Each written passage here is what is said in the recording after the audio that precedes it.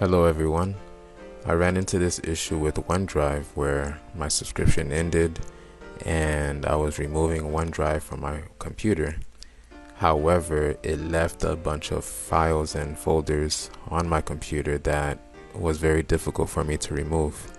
And so every time that I tried to remove a folder, it gave me this error that says the cloud file provider is not running.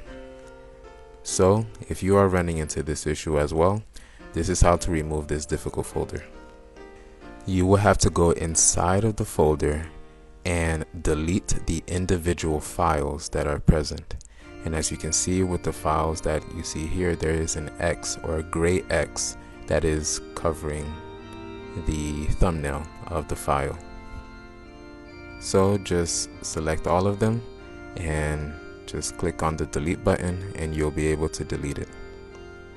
Next, go to the parent folder, and then when you right click it, you'll be able to delete it.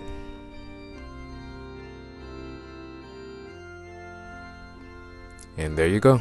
That is all that you have to do. Stay happy.